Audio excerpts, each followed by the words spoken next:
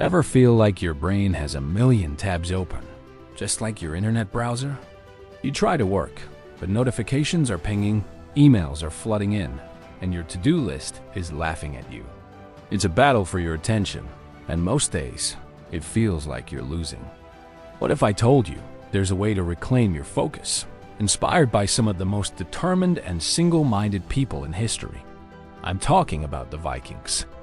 Now, before you grab a horned helmet, which, by the way, they didn't actually wear, let's talk about what made them so effective.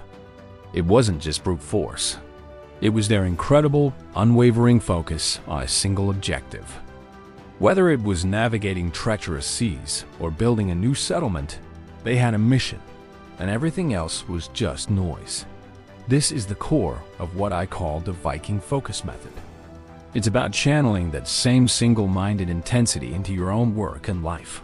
So, how do we do it? The first step is to define your raid.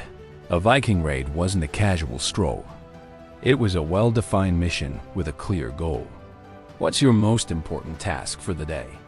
Not 10 tasks, not 5. 1. What is the one thing that, if you get it done, will make the biggest impact? Write it down. This is your treasure, your main objective. For the next block of time, this is all that matters. Everything else can wait. Next, you need to silence the seers. In the Viking world, there were always voices of doubt or distraction. In our world, these are your notifications, your social media feeds, the urge to check your email every 2 minutes. To achieve Viking focus, you have to be ruthless. Turn off your phone or put it in another room. Close all unnecessary browser tabs. Use an app to block distracting websites. Create a space where it's just you and your mission. Think of it as pushing your longship out to sea, leaving the distractions of the shore behind. Now for the third principle, embrace the storm. The Vikings didn't wait for perfect weather to set sail. They knew storms were part of the journey. For us, the storm can be internal resistance, a difficult problem, or just that feeling of not wanting to do the work. The Viking approach isn't to avoid the storm, but to sail right through it.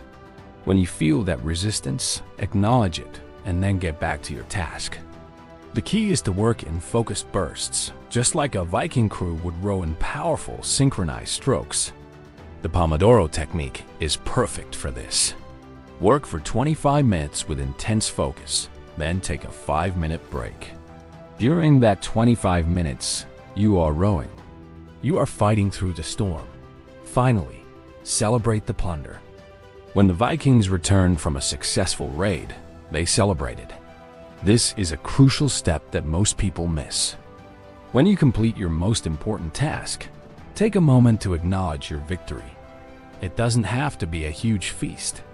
It can be a short walk, a cup of your favorite tea, or just a few minutes of quiet satisfaction.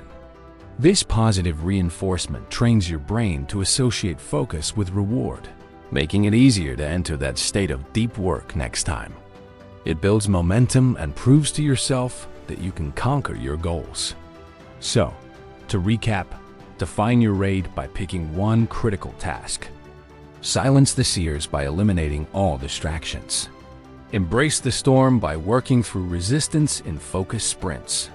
And celebrate the plunder by rewarding yourself for your hard work. This isn't about working harder.